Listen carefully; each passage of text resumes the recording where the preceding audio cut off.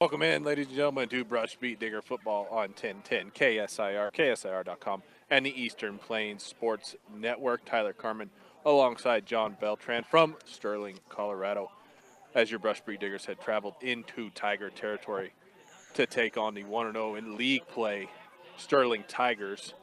Game got underway, John, a little bit quicker than what we expected to. Brush's 2 offensive plays in already, but they haven't really done much other than a 28-yard kickoff return. Right by Juan Sanchez Calvillo. Richie Bruno with a 1-yard plunge up the middle. Then Tanner Ludgate off left tackle goes for 2. This Sterling team's a lot better than they were last year. 2-3. The Beat Diggers at 3-2. And now, Tyler, we're setting up a 3rd and 7. 1 minute into the game, the Beat Diggers have it at their own 38-yard line. Got a man split out to either side. Bruno and Ludgate in the backfield.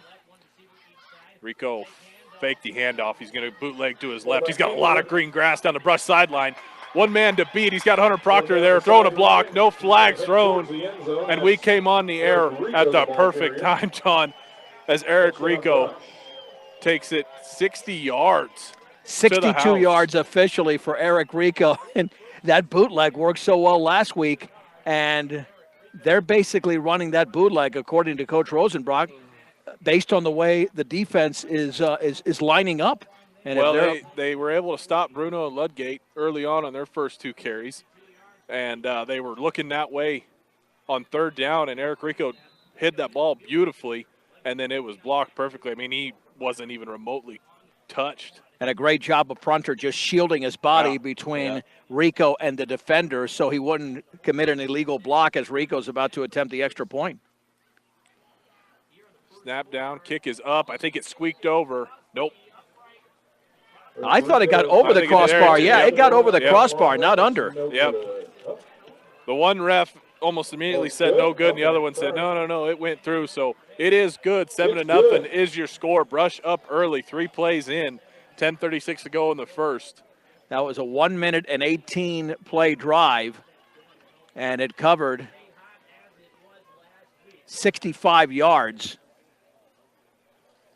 But that bootleg, and it doesn't matter. Last week he had a 54-yarder that was called back and then a 42-yarder that wasn't called back, and those were bootlegs right, Tyler. This one went to the left side. It was wide open. I think after this week, the opposing defenses might start to tell their defensive ends, hey, stay home just a little bit till you're absolutely sure that they've ran that dive play because Rico's fast. Yeah, oh, my gosh. Once he gets into the open field, he's tough to stop. Meanwhile, Manny Renteria and Hunter Hirschfeld are back deep to receive for Sterling. The Beat Diggers in their white uniforms and Sterling in their blacks with the white numerals. And the Beat Diggers, quite frankly, need a dominating road win. They've had one road victory this season. It came in overtime. They were controlling the game, but Fort Morgan tied it before Brush won 20-17 in overtime on August 31st. The second kickoff of the game brought to you by Buildings by Design. First impressions are important. Buildings by Design will make your vision a reality. Visit buildsbydesign.com. As Sterling will take this back to the 40-yard line, but a flag is back shy of the 25. Nice return there by Hunter Hirschfeld, but as you mentioned, there was an illegal block or something, either a hold or a block in the back, so that's coming back. And it is a hold, so that should set him up at around the 20-yard line. Beat Digger starting lineup on defense brought to you by B&B Appliance. With over 30 years of experience, B&B can help match the appliances to your needs. Stop by 502 Enzoy Street in Fort Morgan. On defense, your Beat Diggers go with Wiley Eicher, Hunter Proctor, Percy Odell, Axton Haswell, Levi Cox, Tanner Ludgate, Richie Bruno, Brody Dick, Caleb Jimenez, Andrew Herrera, and Cole Curtis. That is your defensive starters for head coach Joe Rosenbrock. All the way back at their own 18-yard line. Brush comes in tonight, 3-2 overall. Sterling 2-3, both 1-0 in league play. Shotgun set here, trips to the right, running back to the left. They give it to him. Up the middle he goes. That's Carter Jager. 2 yards. Doesn't get a whole lot there, maybe 2. Yeah, that's Carter Jager, a gain of 1, only a junior. There, so it'll be 2nd down and 8 for the Tigers. Expect the big men to occupy a lot of space for Brush. Cole Curtis, Caleb Jimenez, and others. That Brush run game, or defensively, has been pretty good. They're going to be tested in the pass as they're setting up the same formation. Trips right. That's the wide side of the field. Tight end comes in motion. They run a quarterback draw right up the middle. Cole Curtis is in there to stop him. Maybe a couple more on the Hunter keeper Diamond there. On the quarterback keeper that time. Gets out to the 21-yard line. They're facing a third consecutive quarterback who's got some size, but Hunter Diamond is known more for his passing, and we'll see what's going to happen here on a 3rd down and 7 to go. Essentially the same 3rd down yardage the Bee Diggers had to contend with, and then he picked up not only a 1st down, a touchdown. Same formation again. Ooh. There was a jump there on the defensive side of the ball, but no flag. Jaeger goes up the middle. He's got the 1st down and more. Gets across the 40, down to the 45. Big run by Carter Jaeger and a 1st down picked up on 3rd. Well, it's a gain of 24 yards, and what did Joe Rosenbrock say before last week's game against Arvada? Brush has to work on their tackling, and they missed a few tackles there, Tyler. Yeah, it wasn't a great handoff either. Looked like Brush would have had a chance there to maybe get him in the backfield. Instead, he rips off a 20-plus yarder. Sterling will come in a little bit different formation here. Man in motion, right to left. They give it to Jaeger again. Jaeger breaks a tackle there as he bounces it outside, but a flag flies at the 40. He's got 20 more yards, but I think this one's coming back. Taken out at the 35-yard line. It's going to be either a hold downfield.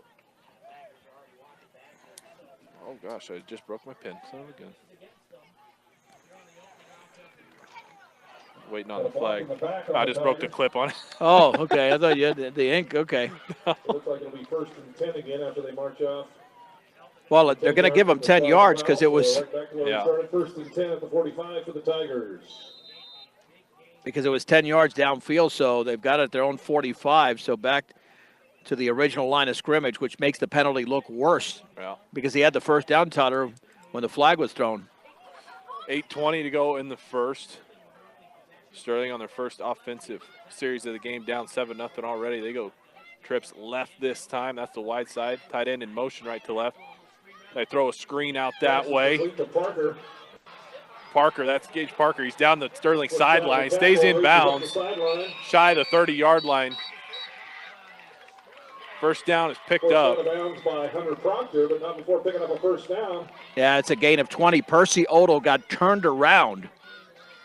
He was actually in position to make the tackle, and then he did a little bit of a 180, and that opened up the running lane there for the wide receiver, the senior Gage Parker, as they've got it at the 35, threatening to tie the game.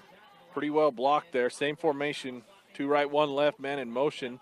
They give it to Jaeger. Jaeger dragging guys with him. Pick up 5 on the play. It's a hard run there for 5 yards. Caleb Jimenez made the hit.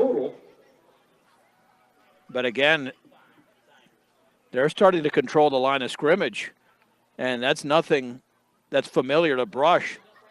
They've got to stop them here in a 2nd and 5. They're still not in the red zone, but remember, this drive started at the 18-yard line.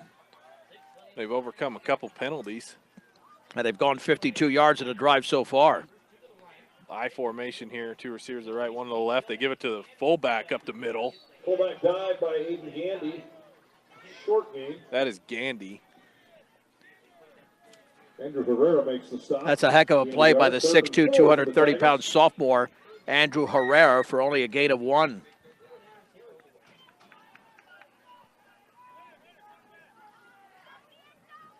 First carry of the night for Gandy.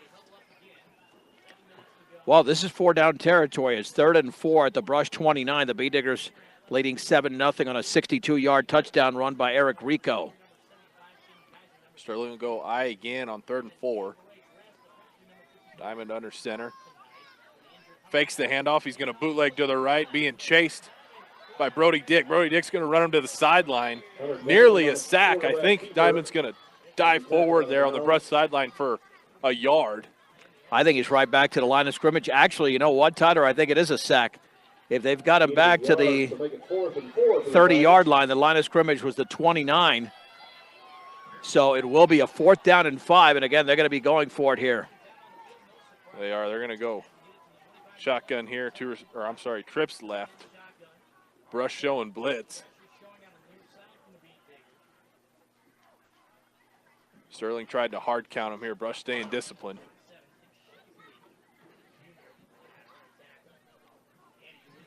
They're going to run the option here. They pitch it out to Jaeger. Jaeger takes the option. Jaeger gets up the field, gets the first down as he got across the 20. It looked like awfully close to a hold there as he turned the corner, but no call, and a first down picked up 6 yards on the option there. That was a nice decision and pitch by Hunter Diamond. And a gain of 11 as we approach the 6-minute, 20-second mark of the first quarter. And I'm telling you, they're moving. 63-yard drive so far and in the red zone. And this will be the 10th play of the drive. Shotgun set again. 2 receivers left, 1 right. Slot man comes in motion left to right. Jaeger gets the handoff again. He goes up the middle. There's a big pile. He's going to get about 5 yards again. 5 yards. Tackled by Herrera.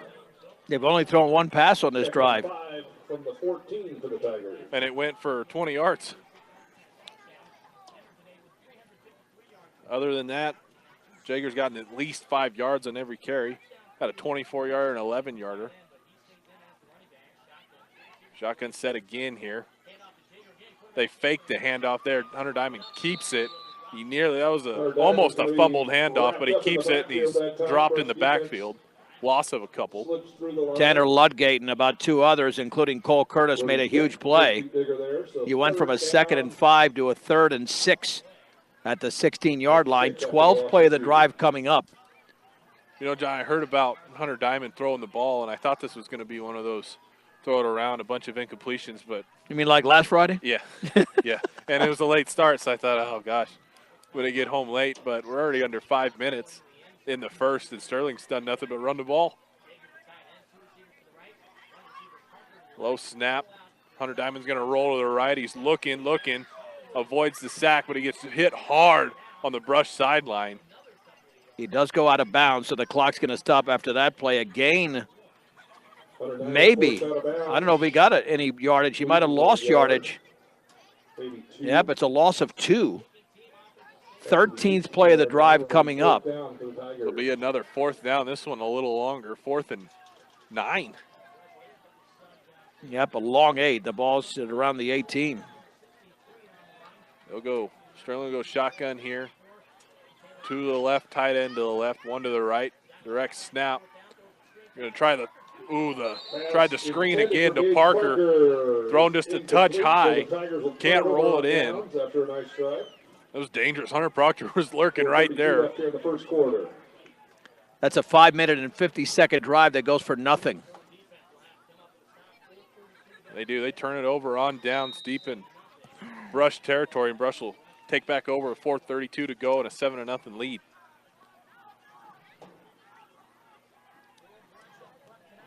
And they're going to explore that perimeter if Sterling cheats towards the middle. They're on the far side of the field here. They give it up the middle to Bruno. Inside handoff that time by Brush. Doesn't get a whole lot, maybe 1 or 2. Richie Bruno, the ball carrier. Pick up of 2 yards. I'm telling you, the middle, including Aiden Gandy, just stuffing the B-Digger ball carriers. That's why Rico on that 3rd and 7 took that bootleg 62 yards. I'd like to think that Sterling will be watching for that this time. This time they're going to pitch it out to the right. That's Tanner Ludgate looking for the edge. He's not going to find it.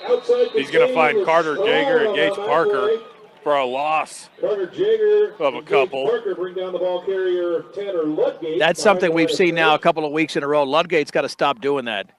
Just take it to the outside. He's waiting, and you're not going to cut it back in this league. No. You're not going to. You cannot stop, and then all that does is allow the defenders to converge on you. That's why he took a loss there. Now it's 3rd down and 9. The B-Diggers at their own 19 with under 3.5 to go in the first. Proctor and Eicher split out to either side. Rico tries the hard count, doesn't get anybody to bite. He's going to try the bootleg again to the left. Sterling looks like they're all over it there. Carter Jaeger, one of them out there, strung it out, and he's gang tackled after a pickup of just a couple, and it'll be 4th down for Brush. You know, that would have been the perfect play, Tyler, to throw a little tight end dump. Yeah. Because, again, I think they might have been expecting that since the B-Diggers had the same 3rd and long and essentially ran the same play they did the previous drive for the long touchdown. So Brush will line up to punt here. Richie Bruno standing at his own 10-yard line. Return man's back at the 40 for Sterling. 2:40 to go in the first punt of the game. It was nearly blocked.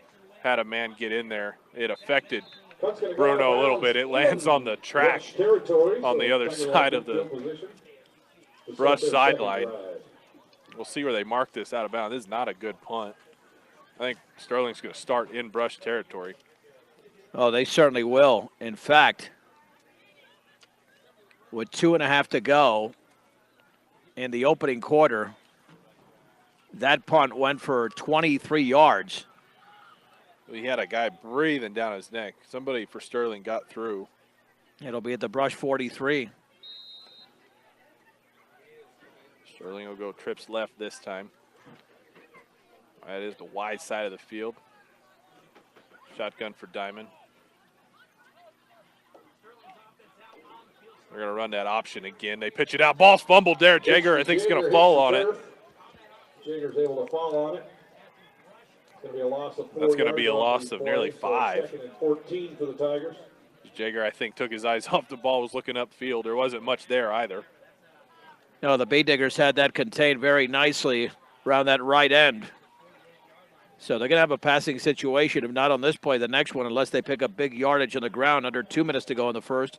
The Bee Diggers lead 7-0 on Eric Rico's 62-yard run on the third play from scrimmage. Shotgun set again. 3 receivers to the right. Tight end to the left. Diamond takes this snap, gives it to Jager. Jager goes up the middle off the left side. Bruno's got him wrapped up.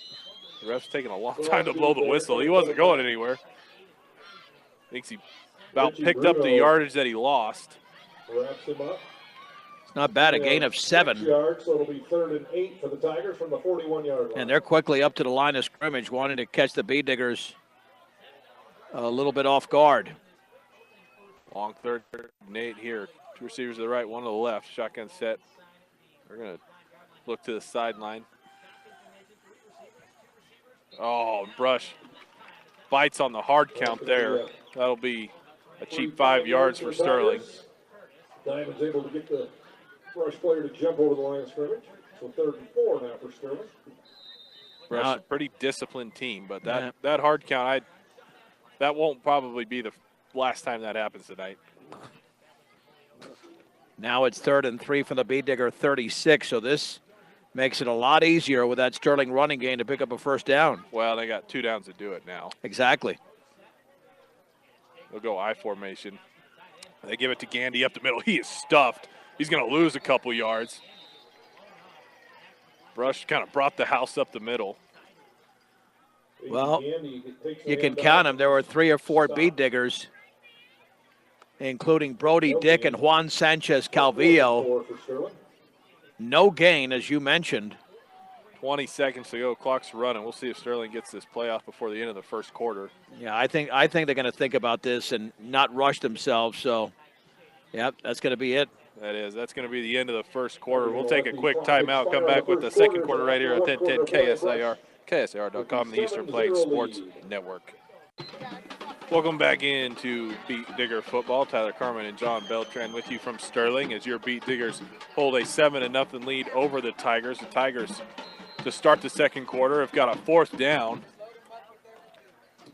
Yeah, they're at the 36. They've got 3 yards to go to continue this drive. 36 of Brush. Man in motion here from left to right. Hunter Diamond's trying to hard count. He's going to give it to Jager. Jager's going to get dropped. Shy of the first down. That's another 4th down stop for the Brush Beat Diggers. That's 2 in as many quarters. And for as much success as Sterling has had kind of running up and down the field, they've got nothing to show for it in 2 series as Brush will take back over. I saw Sanchez Calvillo and Brody Dick around the football there, especially Brody Dick. How about this? The Bee Diggers lead 7-0. They ran 6 offensive plays in the first quarter, and Sterling ran 16. And now the Bee Diggers have it at their own 36-yard line to begin their 3rd drive of the game. They'll give it to Bruno off the right side. Kind of tough sledding, trying to go up the middle. Richie Bruno tackled by Jager. Carter Jager's a big man. I mean, he wrestled Bruno to the ground, only a gain of 1. Just 4 carries for Richie Bruno for 0, 1 yard, 2 yard, and 1 yard. It's going to be that type of night unless the Bee Diggers can start blocking a little bit better. Tight ends to the left side this time. Running back shift that way. Rico under center. They give it to that side. Bruno's got room to run there as he stumbles. Richie Bruno's I think gonna have a first down run for Brush. stumbles across the first down marker. By far his best run of the early going, a gain of 10 for Richie Bruno. The Bee Diggers have it at their own 47-yard line. 1 minute expired in the second quarter. The lone touchdown, a 62-yard gallop on the third play from scrimmage by Eric Rico on a bootleg. They tried that play again on their second series to no avail. Rico didn't get much. I don't expect that'll be the last time we see that one either. As Juan Sanchez is going to get it off the left side here. A pitch down the Sterling sideline, stay in bounds. He's got the first down, turns it up the field, gets across the 30. Well into Sterling territory. A pickup of over 20 yards there for Juan Sanchez. Yep, they'll give him 23 officially from the 47 to the 30. First and 10 Brush. And you made a great point calling that play. Stay in bounds because he was able to cut in and get several more yards.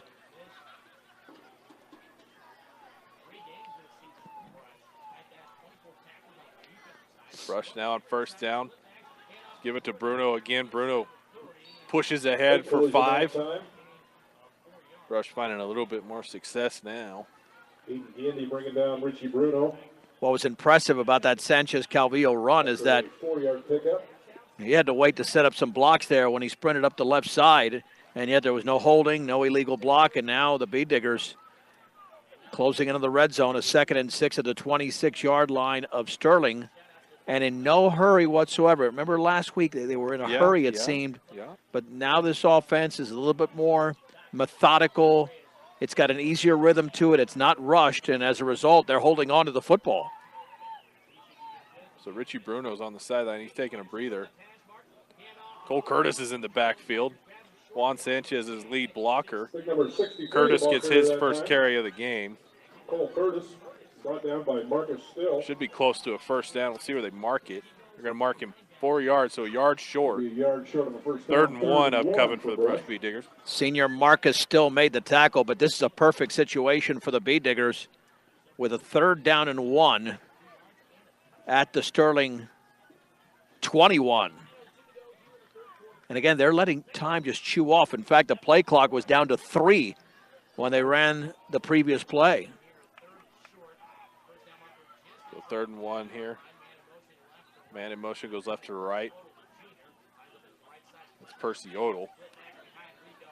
They give it to Juan Sanchez off the right side. A little misdirection here. He's got the first down as he cuts it upfield. Looks like he had a lot of grass there. Brought down by Hirschfeld.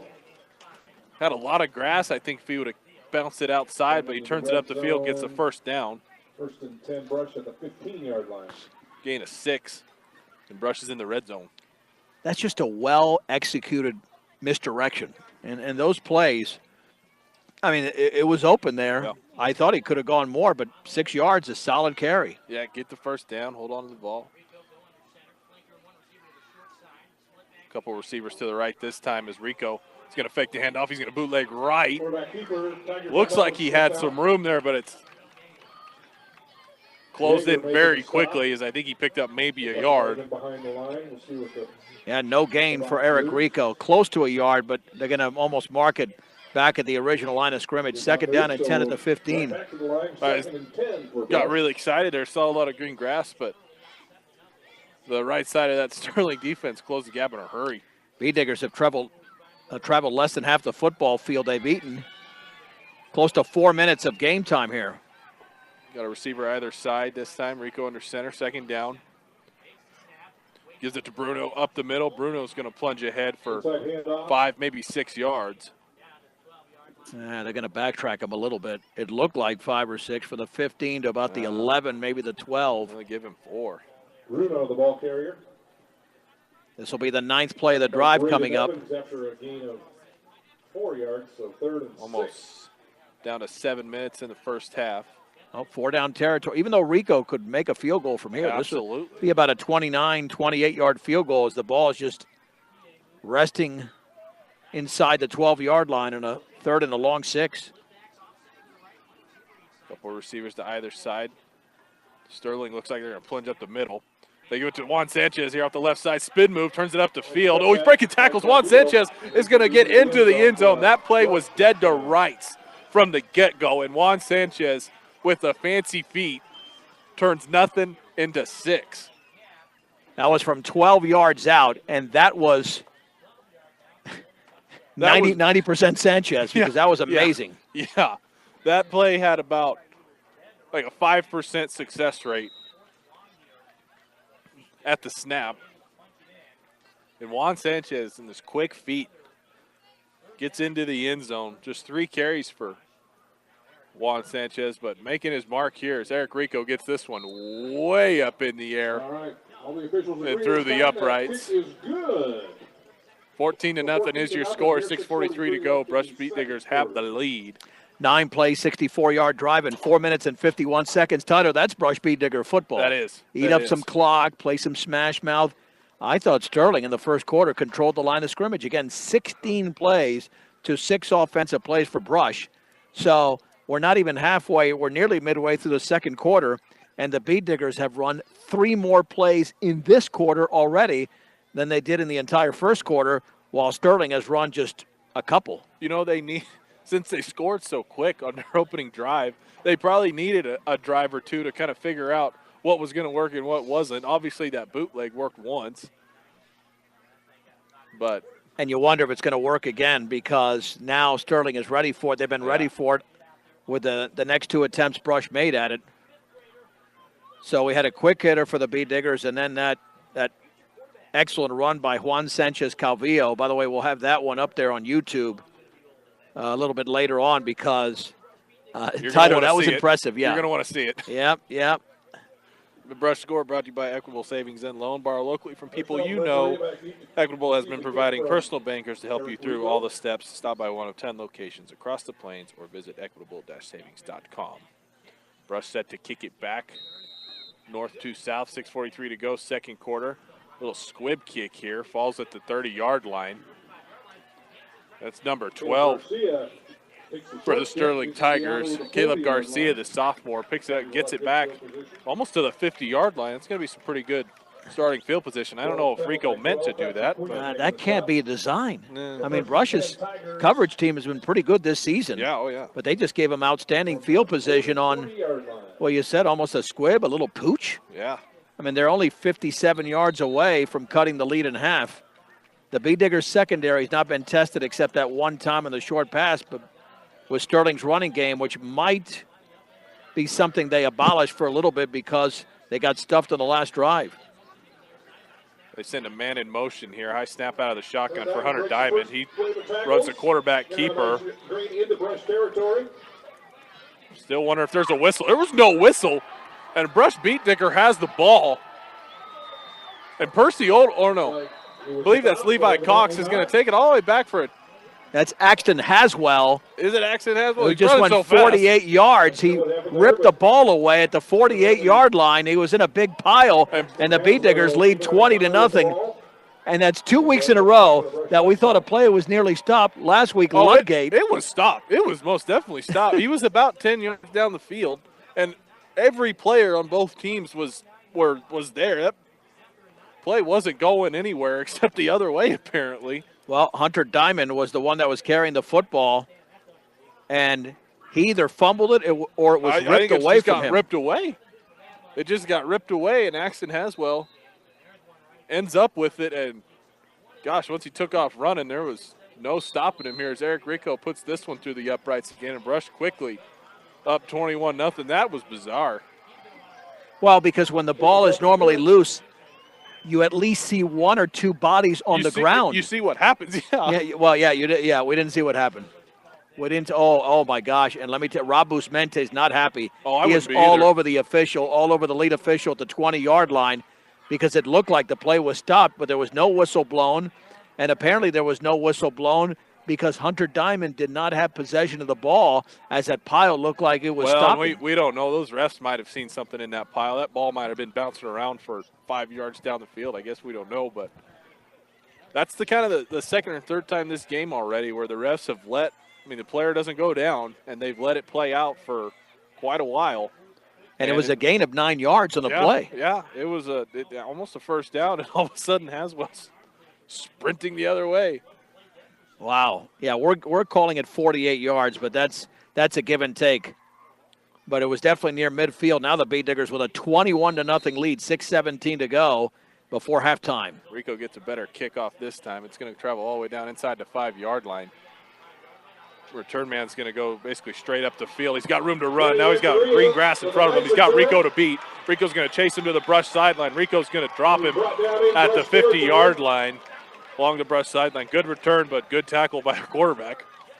That's a return of about 37 yards, and the Beet Diggers had it covered. They just couldn't make the hit. Rico making the stop, but not before That was number 19. Manny Renteria, the senior for Sterling. 49. Broke a couple tackles. And Yeah, I don't know where Sterling's lining up. You can't line up beyond the ball. It's at the 49 of Brush with 6:05 to go before the break, and the Beet Diggers with a 3-touchdown lead. shotgun set here, 2 right, 1 left.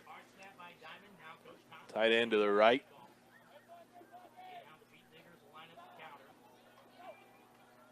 Ooh, bad snap there. Hunter Diamond picks it up. He's going to get dropped for a loss of nearly 10. Call it 9 yards on the sack.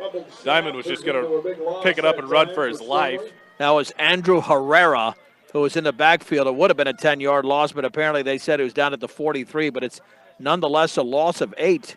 Loss of 8. And Tyler, I don't know what's happened to the Sterling offense. They were looking really smooth. They did. They looked really good on that opening drive. Now it's a 2nd and 18 at their own 43.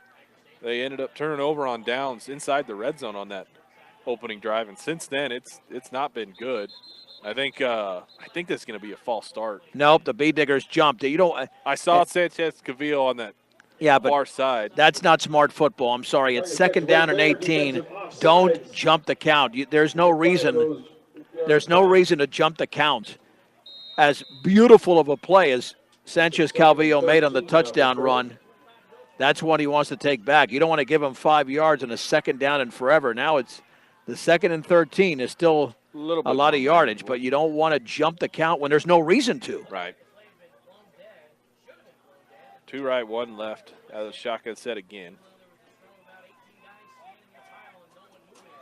Near side is the wide side here. Man in motion, left to right. Now the slot receiver comes in motion right to left. They give it to Jager up the middle. That was a lot of movement for a loss of 3 yards.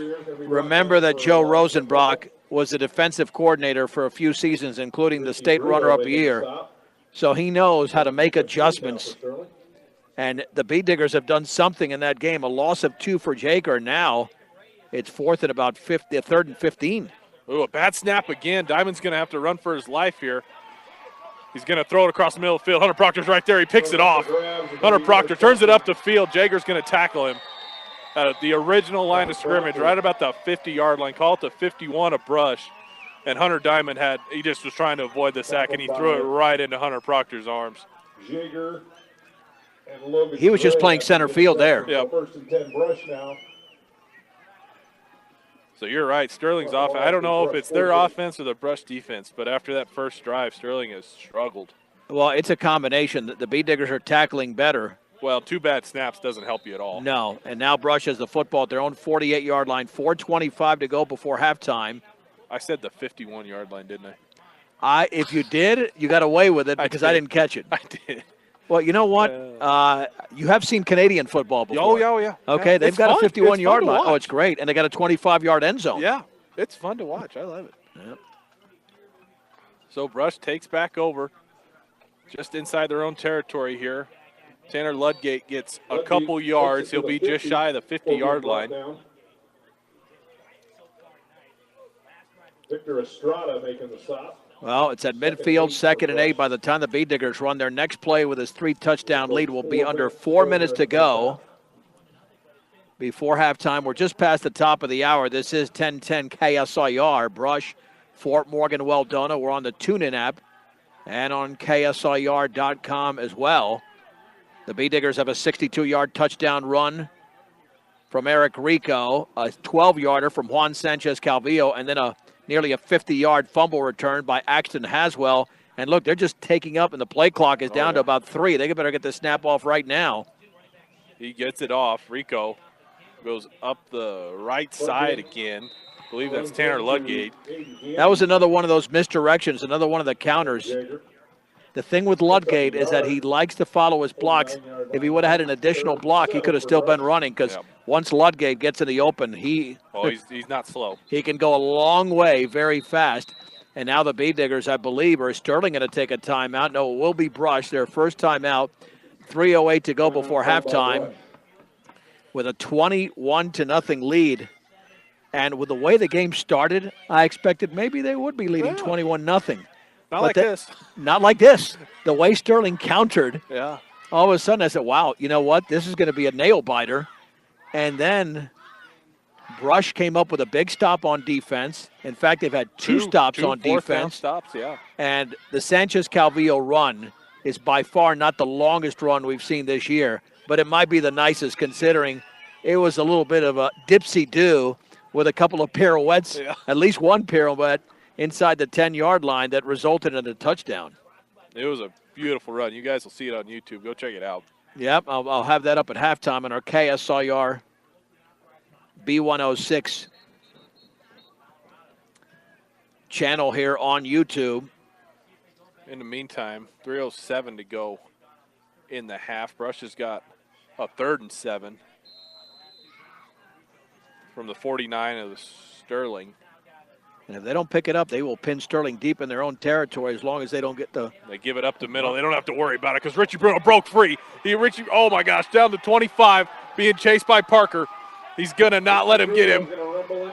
Richie Bruno. 49 yards. Good grief. I didn't know Richie Bruno had that kind of wheels on him.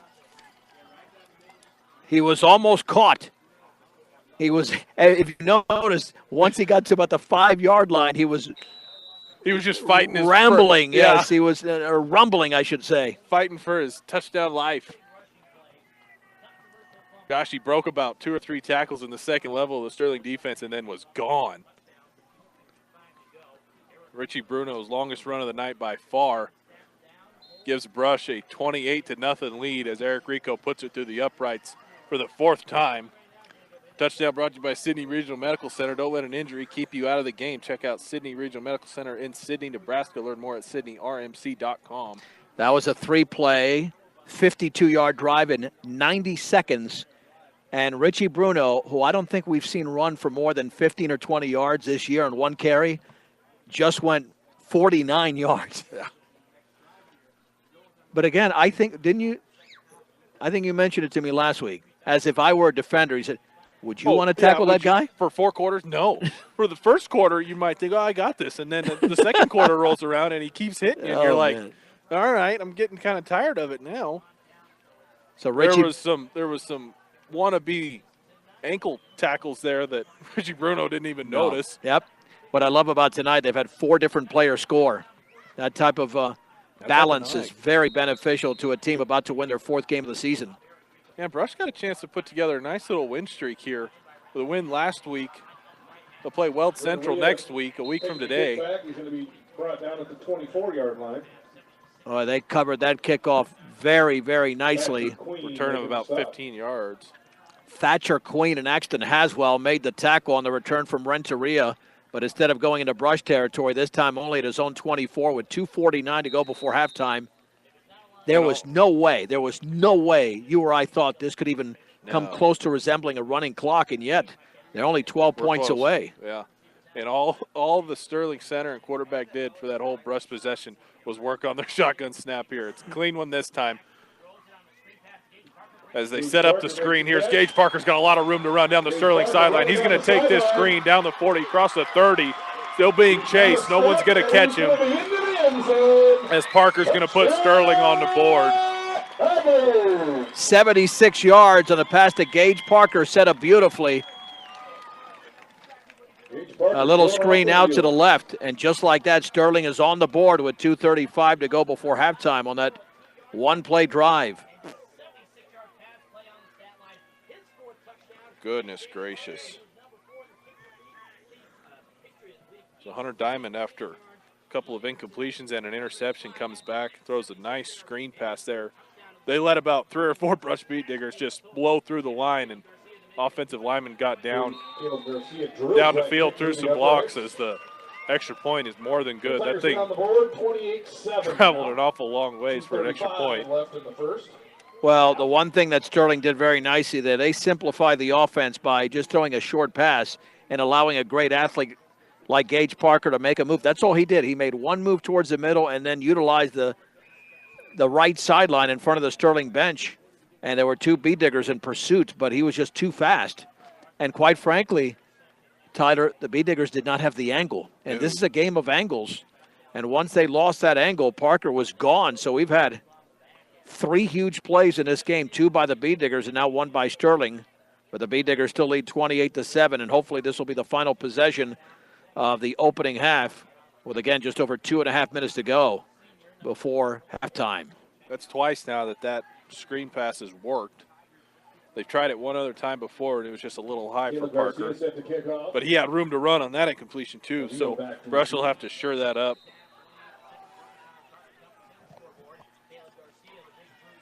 As Garcia will punt this down to Juan Sanchez Cavillo. He'll catch it, Good open field get tackle dropped by in a hurry Hirschfeld. shy of the 25-yard line. Looked like he was waiting to set up some blocks and wasn't expecting that Sterling Tiger to break through that fast. Yeah, that was Hunter Hirschfeld, only a return of 12 yards, so the B-diggers have 77 yards to go. Well, if it's any indication of the last drive, they had plenty of time to do it. 2:29 to go in the half to regain that 4-score lead. Brush still up 28-7. You don't want to get desperate here. You've got a lead. You don't want to go crazy No, and allow Sterling to score again before halftime because Sterling gets the second half kickoff. they bring in the heavy run set here. 3 running backs. They give it to Bruno. Bruno punching his way forward. Picks up 5, 6. Ref still walking. Tackled by Jager. Brush goes in their hurry up here. Same formation. That's 8 yards for Bruno.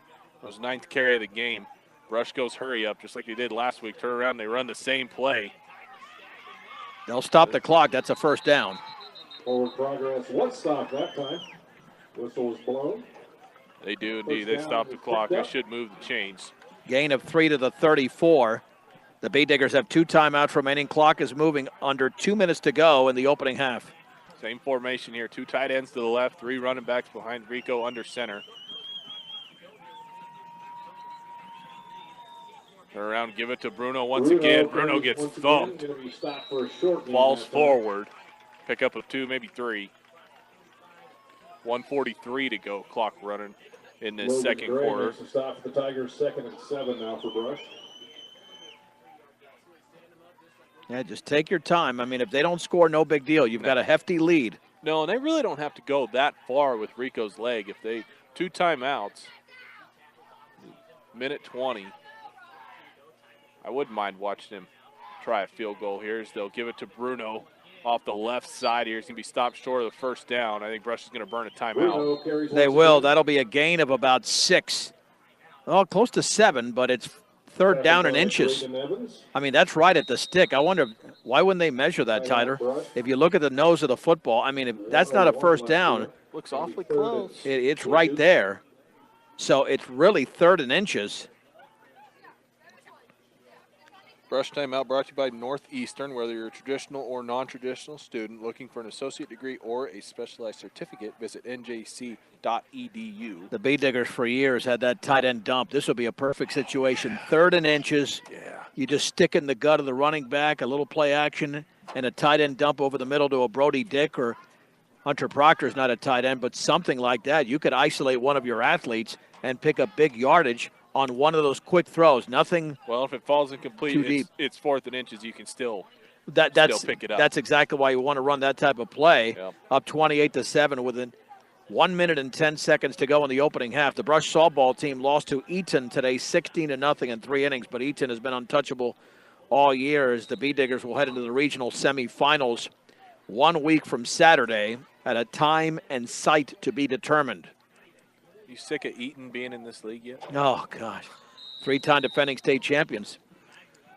Heavy set again, 3 running backs. Rico's just going to do the keeper. They call that in Philadelphia the brotherly shove. Yep.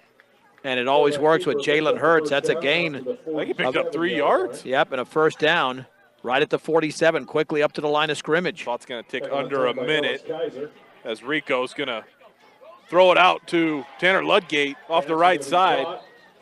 By Ludgate. What a smart play by Ludgate. Oh. Very smart play. He went out of bounds knowing that the clock is something they've got to utilize and save time. It's a gain of 11. Clock stops, 42-yard line for Brush, 52 seconds to go before halftime. And that was just a little pass out towards the sideline, a little wheel pattern out of the backfield to Tanner Ludgate. Rico had to avoid the defensive end. They did a great job avoiding the sack. Just kind of sidestepped him and whipped it out there to Ludgate. Oh, beautiful play and a perfect throw. 52 seconds to go in the second quarter now.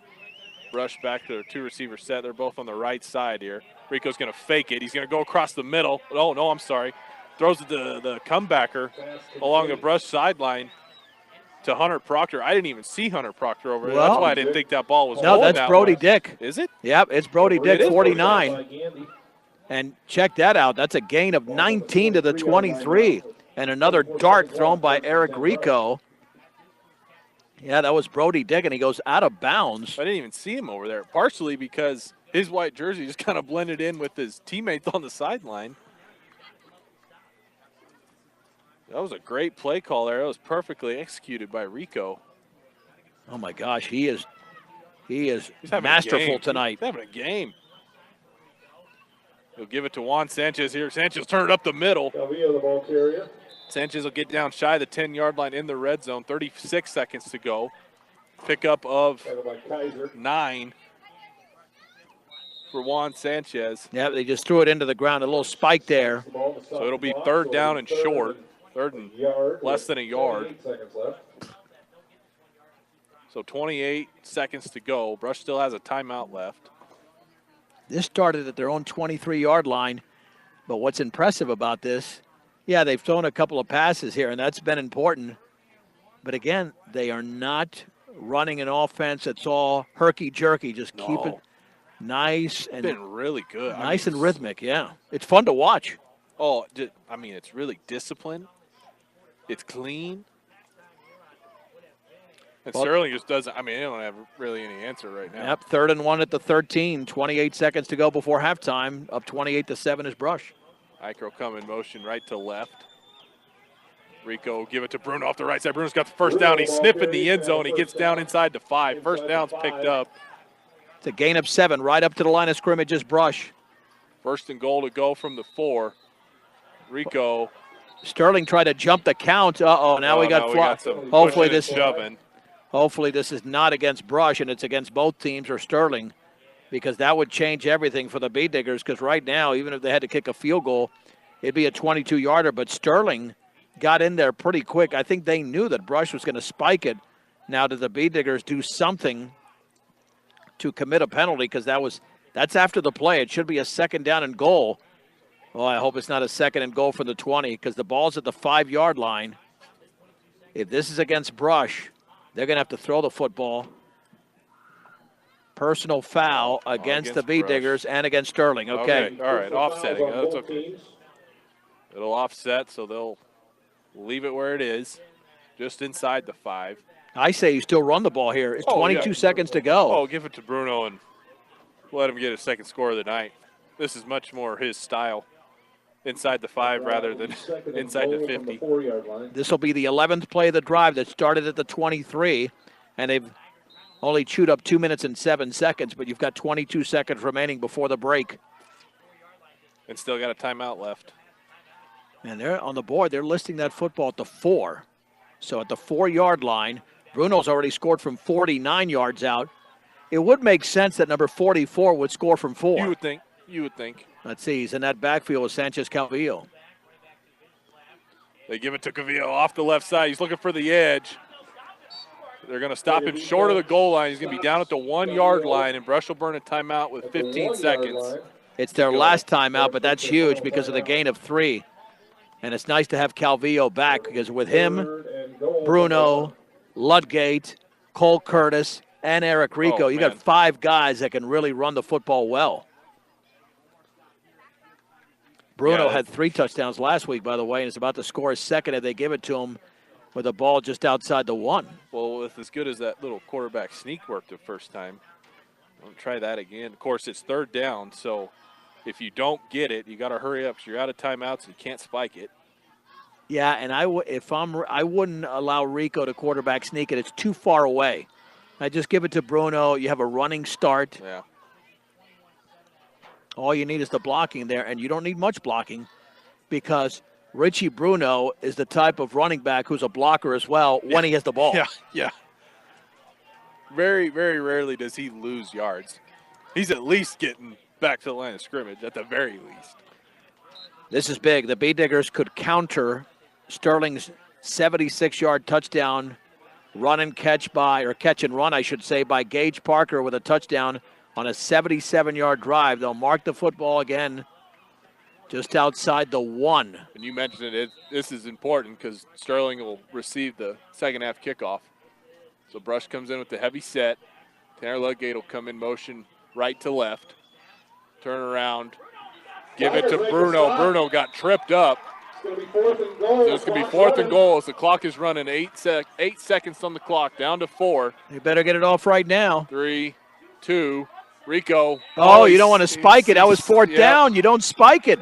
Yep. Oh, that's not smart. They got to know the situation. They just called a time. To stop the clock on 4th down, but that doesn't work. That's not what you do. Rico's got to know better than that. That should be the end of the half. The clock will have expired. That's the half. You have to know that if you don't make it, you have 2 plays. Yep. That's on Rico there. That's and the coaching staff. If the coaching staff should have told him. Should have had 2 plays ready. You got to have 2 plays ready. Yep. That's a major mistake. So to end the half. So Brush botches a chance to go up by 4 scores. They'll go into the half up 28-7. We'll take a quick timeout and come back with the halftime show right here on 1010 KSIR, KSIR.com, the Eastern Plains Sports Network. Welcome back into Brush Beat Digger football at 1010 KSIR, KSIR.com, the Eastern Plains Sports Network. Tyler Carmen and John Beltran with you from Sterling, Colorado, as your Beat Diggers hold a 28-7 lead at the half. Halftime show brought to you by Morgan Community College.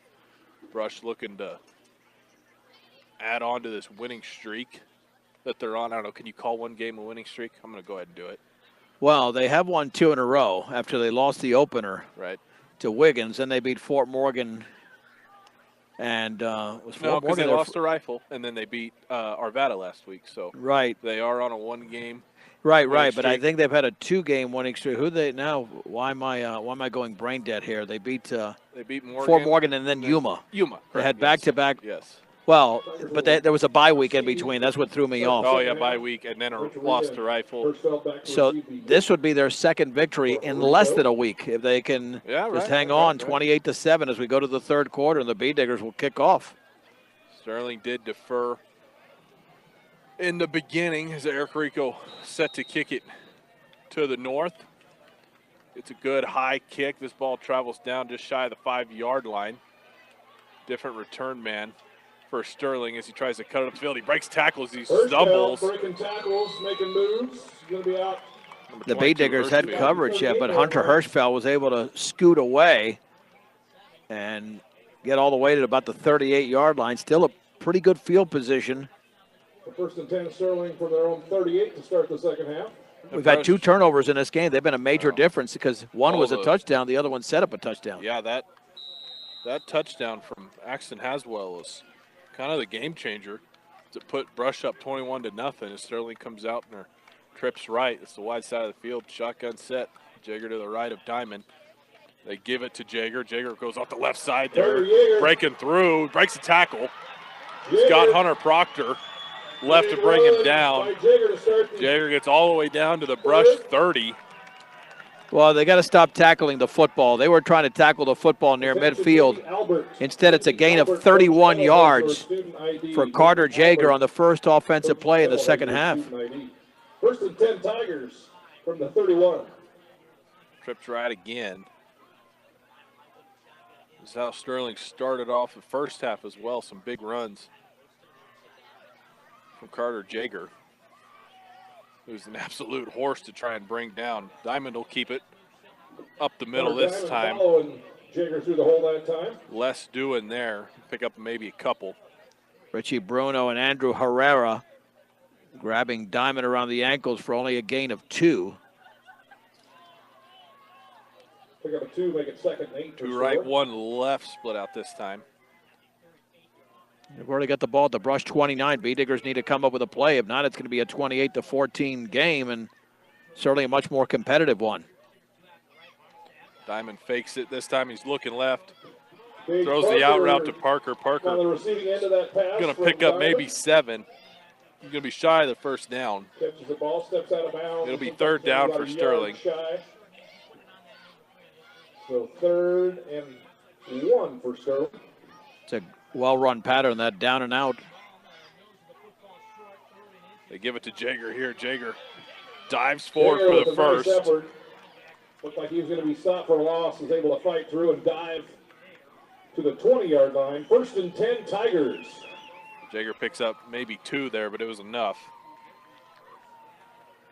Well, now the red zone defense has to come through for the B-Diggers. We've not even played 2 minutes, and Sterling's in the red zone.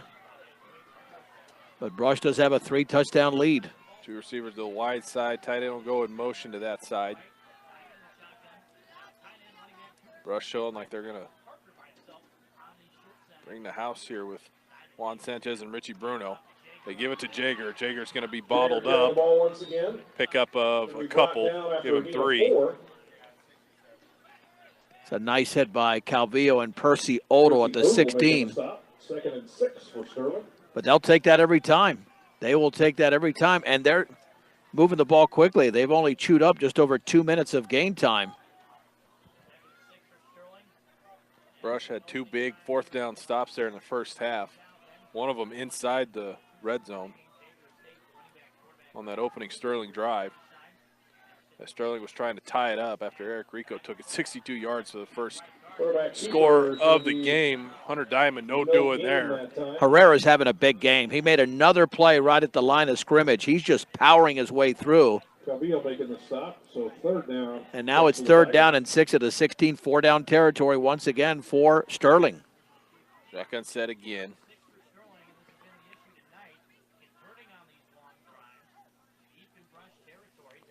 Diamond looking to the sideline. Looks again. More hand signals. I wonder if Under they're 9 calling an minutes to audible. go. Well, nobody's moving, so. Straight drop back here. They're going to go to the end zone. Double coverage. Parker. Parker nearly comes up with that. Had his hands on it. I think that pass was knocked out of his hands by Hunter Proctor. Broken up very nicely in the back of the end zone because that did have a shot. Oh, yeah. Parker got his hands on it. Well, I thought that was going to be a highlight reel catch for Gage Parker. We're going to have a clock stoppage. well, Did nobody stop the clock after the incompletion? they might have to reset it now. I wasn't even paying attention to the clock. I was kind of looking at Gage Parker's shiny shoes. They really reflect in the light. So it's 4th down. Yep, they put 17 more seconds on the clock. 8:38 to go, 3rd quarter. Brush 28, Sterling 7. The B-Diggers had 2 4th-down stops in the opening half. Now it's a 4th down and 6 from the 16 of Brush. Watch Jager here as he's in motion left to right in the tight end. They're looking that way. He's open. They go, oh, man alive. Hunter Diamond makes a, I don't know if there was a miscommunication there on the route, but he throws it into no man's land for another incompletion, and Brush comes up with another 4th down stop. That ball just fell harmlessly to the ground at the 10-yard line. Jaeger was open at around the 14. And That's great who- observation there, Tyler, because he was open. I'm Yeah. not sure they would have had a first down, but there was room out there Oh, if he just tossed it underneath. Yeah, I would give Jager a shot with a full head of steam. Absolutely. Instead, Brush will take over on downs inside their own 20-yard line. First offensive set of the game for Brush. They turn around and hand it off to Tanner Ludgate. Ludgate gets driven back after a couple yards of forward progress. Yeah, he was stacked up at the 18, if even that. Yeah, he got to the 18. 2-yard pickup, 2nd and 8. B-Diggers would like to pick up a couple of first downs, maybe possess this football to the later portion of the 3rd quarter, even if they don't score, and give Sterling below average field position because right now the Bee Diggers are really backed up. Rico turns around, gives to Bruno off the left side. There's a pancake block there by Cole Curtis. Wow. Helped out by Brody Dick. The run doesn't get but maybe 3 yards, but Cole Curtis and Brody Dick took their man back about 10 yards and put him on his back. Yeah, they'll give him around 4. Yeah, that looked very similar to Michael Orr on the blind side, except they didn't go that far. They He didn't carried go all his the way to the defender. end of the field, but Yeah. So, right, it was only about 4 yards instead of 40 yards. yeah. Hey, but this is not bad for Brush. 3rd down and 4 at the 22-yard line. I wouldn't be surprised to see Rico try one of those keepers around the edge again. They're right in the middle of the field. He tries the hard count, doesn't get anybody to jump.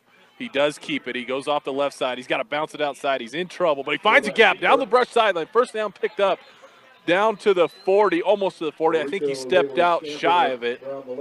I thought he was dead to rights in the backfield, but Eric Rico finds a hole. And a gain of 12 for Rico to the 34. We've got to mention this. Okay, we have to mention this. The fact that we've gone this deep into the football game, has Brush even committed any or come close to committing a holding penalty or anything like that, where Sterling struggled with that in the opening half? Brush, I gave Coach Rosenbrock credit for it, I think, in the second game of the year. I said, your team is really disciplined. And he kind of brushed it off, said, oh, you know, most coaches would want it to be a little bit better, but Rico's going to try a pass here. He's got his man. That's Brody Dick, his tight end, who gets across midfield, across the 40. Pass and catch of nearly 30 yards.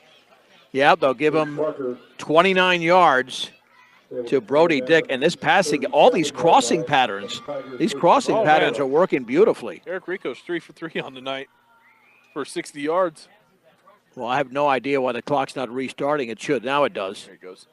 Yeah, because he was not tackled out of bounds. He was tackled in bounds along the sideline in front of the Sterling bench.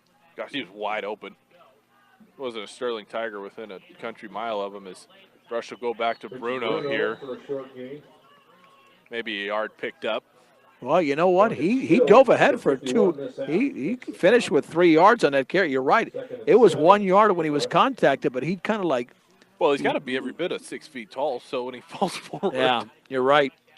But it should have been a 1 yard gain. Instead, it's 2nd and 7 at the 34-yard line of Sterling, and now they're in very good field position.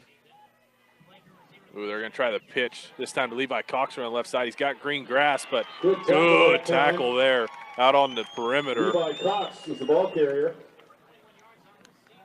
Wonder if that was Hirschfeld or somebody of his athletic nature, because that was no gain.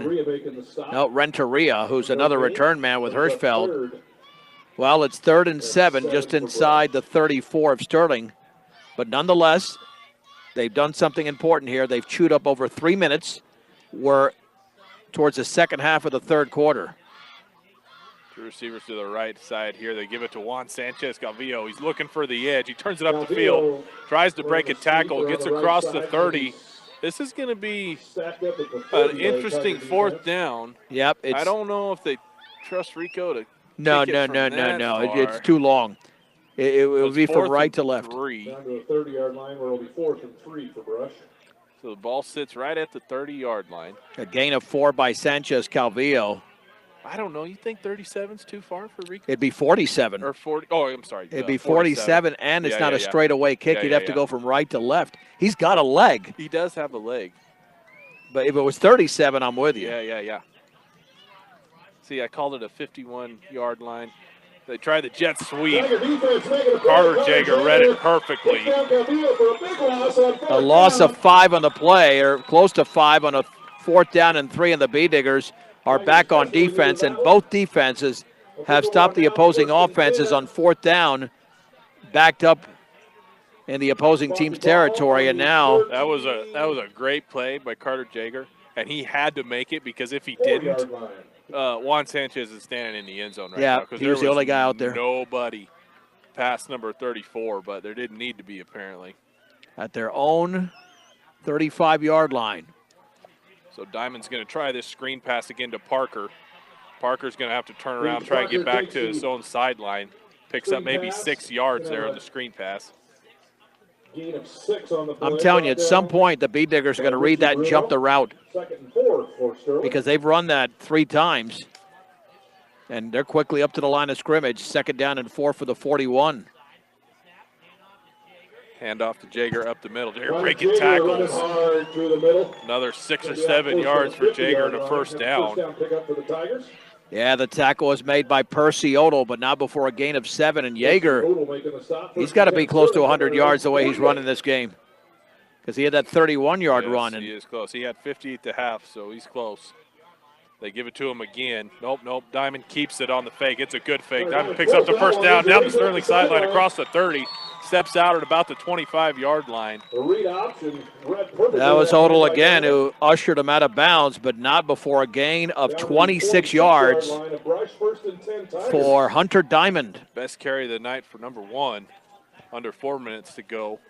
He was pushed out of bounds.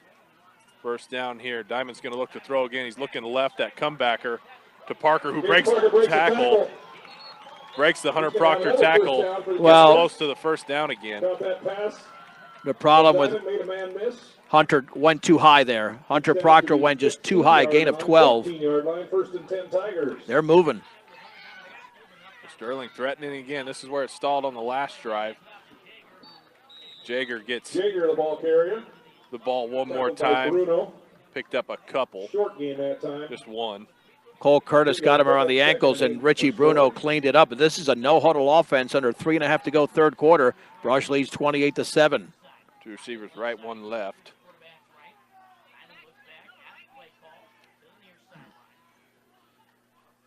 A long count here. That's just going to run more time with a 2nd down and 8. Jager will go from right to left of Diamond. Low snap, they give it to Jager again. He's dropped in the backfield. Boy, that's an outstanding play. Again, Andrew Herrera. We have called that sophomore's name many times, 6'2", 230, and it's a loss of 2, 3rd down and 10 at the 14-yard line, and this will be the 7th play of the drive that started at their own 35-yard line. This would be deflating for Sterling if they can't get into the end zone. It's a long 3rd down here. I don't know if they go to the air or if they give it to Jager again. They go to the air. They're looking for Parker. They run that comebacker. Parker breaks a tackle off of Hunter Proctor. I can't for the life of me understand why Hunter Proctor plays 10 yards off of Gage Parker. 2nd touchdown of the game for Parker, and Hunter not doing a good job of tackling. He was kind of like wrapping him up high instead of going low. And I just cannot understand why. Well, that would have been a 4th and 2 or 4th and 3. They're playing so far off of him. And, I mean, it wasn't even a real comeback route. I watched Parker as the extra point is no good. It hit the left upright. That's big. Scores 28-13. Hunter Proctor playing off. And then as Parker takes his strides down the field, he keeps that 10-yard gap. That was a 7-play, 65-yard drive in 2 minutes and 20 seconds. A 28-0 lead is now 28-14. So now if you're Brush, at the very least, you want to possess the football going into the 4th quarter. But, yeah, they've got to make an adjustment in the secondary. Hunter Proctor is too good to struggle that badly, at least on that. Well, and they haven't really shown that he's going to run by you, so quit giving him that gap. Keep giving him that much cushion, because that comeback route is going to be there all night long. And it's been there for the first 3 quarters. Yeah. That's what I'm saying. And they could jump that route. You jump the route. Oh, yeah.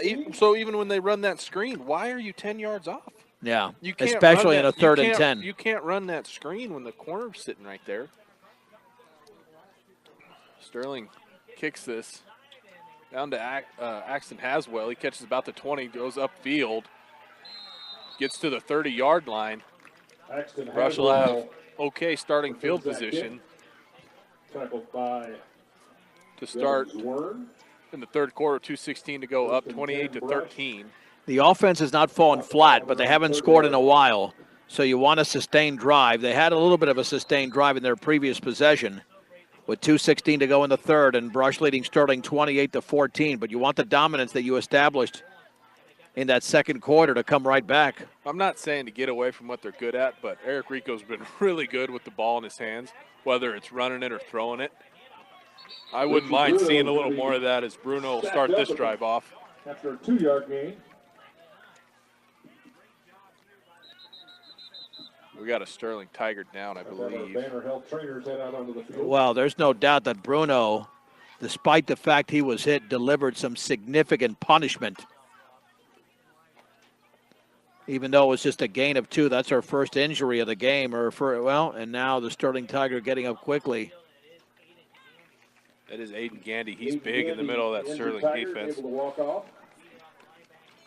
As he makes his way off the field, Stubbs Gas and Oil. One-stop shopping does exist. Gas, food, and all your travel accessories. Get off I-76 at exit 66A in Wiggins to visit them. Well, the Bee Diggers have a 2nd down and 8 at their own 32-yard line. That's an official's timeout, so the clock will be rolling once they're now that the player's off the field. There it goes. Under 2 minutes to go, third quarter. Brush up 28-13. Little misdirection to Ludgate. Ludgate breaks free, gets the first down. Flag flies at the very end. Well, it was either a hold in the middle or they grabbed a face mask, and I think that might be on the defense because it came in right as Ludgate was falling to the ground. Yeah, it would be a gain of 10. I thought I saw a hand around the face mask. Now they're going to wave it off. Wave it off, okay. Still a first down and a pickup of 10 for Tanner Ludgate, his best run of the game by far. 6 carries. All right, you hold on to the ball, and again, you'll have the football beginning the fourth quarter with a 2-touchdown lead. There's only a max of 3 plays left in this quarter because you'll snap it with under a minute and a half to go with a 1st and 10 at your own 41. Receiver to either side for Rico as he gives it. Gosh, well, I don't know who had the football there. It ended up with Ludgate, but it didn't matter because him and Rico both were wrapped up in the backfield. Well, Ludgate on the misdirection was met by a couple of Sterling Tigers and lost 2 yards back to the 39. It's that misdirection left that they scored a touchdown with when Sanchez Calvillo got the ball, but that time Ludgate could not get around the defender. And now we're under a minute to go. Again, we should have 2 more plays left unless there's an incomplete pass or they go out of bounds in this third quarter. Long 2nd down here for Rico as he's going to keep it. Look across the middle of the field, come back to his right. He's got his tight end, Brody Dick again. Dick trying to break a tackle. Brody Dick's going to pick up about 8 yards. 8 yards there, and it'll be a manageable 3rd down with 35 seconds to go in the third. Rico's not throwing an incomplete pass in this game. He has not. However, John, a man once told me, if the pitcher's throwing a no-hitter, you don't mention it. I think I said that off air, so what am I doing? Yeah, you did. That is not very smart of me, very stupid of me. Well, if he throws an incompletion next, we'll know the reason why. Well, I think the Bee Diggers, they don't have to snap it, but I think they will snap it as we're down to 10 seconds to go, a 3rd and 4 at their own 47-yard line. Now the clock reads 6 seconds. They bring in the heavy set running back as Richie Bruno goes off the left side, and the third quarter will come to an end with a 6-yard Richie Bruno run and a 1st down. We have another Sterling Tiger injury. We'll take a quick timeout, come back with the 4th and final quarter right here on 1010 KSIR. Welcome into the 4th and final quarter of Sterling Tigers versus your Brush Bee Diggers, brought to you by Bank of Colorado. They believe in keeping things simple. Apply for the loan you need for your dream home fully online. Visit bankofcolorado.com for all the information today. Brush picks up the 1st down there on a Richie Bruno run to end the third quarter. They're up 28-13, and they've got 12 minutes to run this clock out. And they start with a Richie Bruno quick hitter. Bruno, the ball carrier. It's going to pick up 6 or so yards, and that's exactly what they need to do to finish this game off. Sterling has scored the last 13 points of the game. They did miss an extra point, which is big, but it won't really matter. The Bee Diggers can get back into the end zone, and they've run 6 plays on this drive that started at their own 30-yard line. They're at the 43 on a 2nd and short. Give it off to Ludgate again. Oh, Ludgate. Oh, I'm sorry. Richie Bruno breaks free. Down across the 15, Richie Bruno. I didn't think he was that fast again. He fooled me once earlier on his 49-yard touchdown run. I thought for sure that was Tanner Ludgate with as much speed as he broke through the hole there. Down inside the 15-yard line goes Richie Brodo. Give him a gain of a 31 there. Brush is fixing to put this thing away. What a run. Yeah, they want the clock to run. What are you doing, guys, up in the booth? Heavy run formation again. They give it to Cole Curtis. He'll plunge through for 5 yards. That's a Coltrane with a gain of 5. They don't want to tackle that guy either. I was going to say, you tackle 44 all game and then give the ball to 63, who's basically the same ball or the same body type. Yeah, but it's at the 7, 2nd down and 5, so take your pick right now if you're Sterling on who to tackle. Curtis, Ludgate, and Bruno in the backfield. Rico turn around, hand it off. Sterling kind of all over that one on the right side. I believe that was Ludgate, but a short gain. Curtis. Or they're going to say it was Curtis. Check that. Maybe no gain there. 3rd down and 5 now for Brush. 3rd and 5 for Brush. Minute and a half gone by already in this 4th quarter. Quick moving game. Very. I'm glad it is because it was a half-hour late start. 3rd and 5. Up the middle, Brush goes again. They're going to be stopped short. There was very little there. And was that Curtis again? Hard to tell. Offense making the stop on 3rd down, so it's going to be 4th. Yeah, that's tough to tell. I'm not sure who that was. The gain was 2. So now it's 4th and long 3, 4th and 4. 4th down stop needed here. Tiger fans. 11th play of the drive. The ball's at the 5-yard line. They've got to get to the 2 on this 4th and 3. So I think they're going to go for it. I would go for it. I don't bother kicking a field goal here. They're on the right hash. Well, a field goal would give you a 3-score lead. I think Brush, they're going to think about it. They're going to call their first timeout. That would not be a bad idea. Remember, Eric Rico kicked 4 field goals total in the first 2 games. And you've got to play situational football. This would be about a 22-yard field goal from right to left, and you would go up by 18 points. Yeah. But you've only got 3 yards to go. However, they were in the same situation with a yard plus to go right before halftime when they couldn't pick it up, and then they spiked it on the last play erroneously. Yeah, this game would look a touch different if they had been able to punch that in at the end of the half. What I would not do, I would not go to the perimeter. No. Sterling has figured out. They've figured it out from sideline to sideline. No, I would do your bread and butter. Well, Bruno or 3 yards is not easy to get. If you don't do the bread and butter, do a crossing pattern. Eric Rico, again, is not. Brody Dick has been open 3 times in a row now. Yeah. Brush Timeout brought to you by Western Engineering Consultants. Since 2003, they've been providing big firm product with small firm relationships. Visit westerneci.com for more. Know that hot dogs and popcorn are half price. 9:33 to go in the game. Brush 28, Sterling 13. The Bee Diggers will go for it on 4th and 3 from the Sterling 5-yard line. We got the heavy run set formation again. Ludgate, Bruno, Curtis, left to right. Sterling jumped big time. They did jump. That's not going to be that big of a deal. No, but you know what? It's not going to be a first down. However, it should be 4th down in inches because that goes from the 5 to the 2.5, half the distance. They needed 3 yards, so this should be 4th down and about a 1.5 feet. So just Rico, inside the 3. Go back under center, look around. Gives it off to Bruno. Bruno walks into the end zone untouched. Brush gets into the end zone, touchdown. For his 2nd touchdown of the game. Richie Bruno, that happened so fast. Sterling had no idea what was even happening until he was standing in the end zone. Well, that's a 4-minute and 48-second drive, 70 yards. 20th carry for Richie Bruno. 11 plays, and the Bee Diggers now lead by 22. So they get 35-13, 9, 28 left in the ball game. Extra point was more than good by Eric Rico. We were talking earlier about a 47-yarder. I would like to see Rico try it. Not in a game.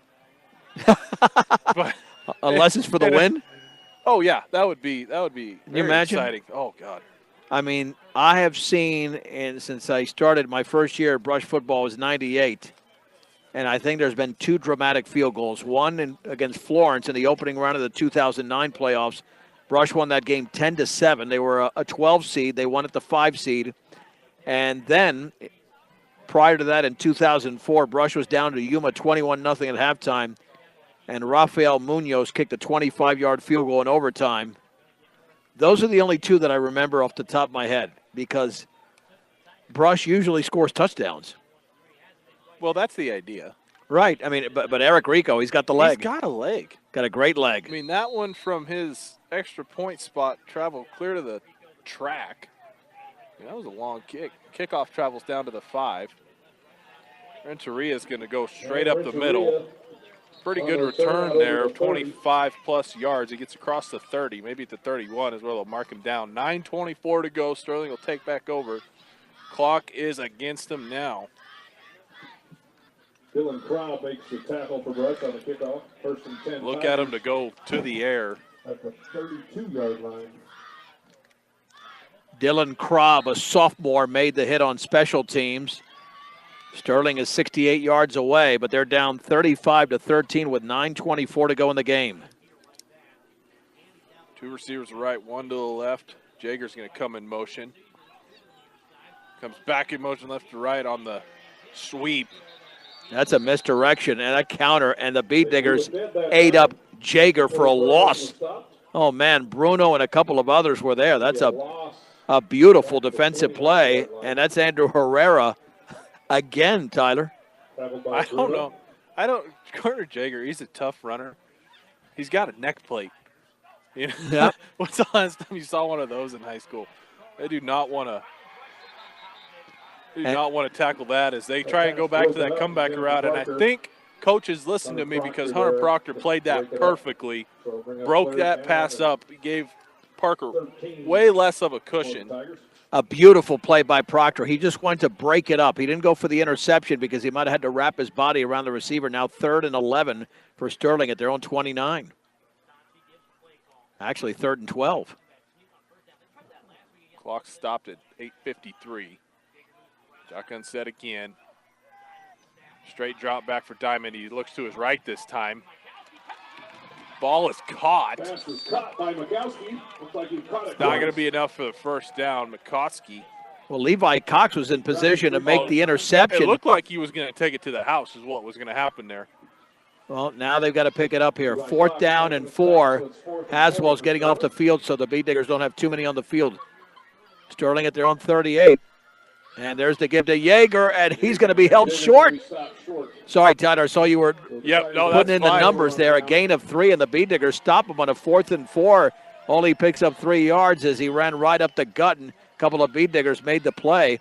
Now they're 41 yards away. Is that 4 or 5 times that Brush has stopped Sterling? That's the 4th time on 4th down in this game. Wow. That Brush I think there's been one every quarter. The Brush has come up with a 4th down stop, and that was a big chunk of yardage to try and pick up on a draw play. Well, now there's no reason to throw the football at all. I think they've established an incredible passing game. This is by far the best Eric Rico has looked with the passing game, but the coaches have put him in a position to succeed. Oh, yeah. They're not going with these deep patterns, these fades or anything like that, just a lot of underneath crossing patterns, and it has worked out beautifully for Eric Rico and the Beat Diggers, 41 yards away from another touchdown. Rico's going to keep it. He's going to throw it. There's going to be no hold there as Jager looked like he was held big time.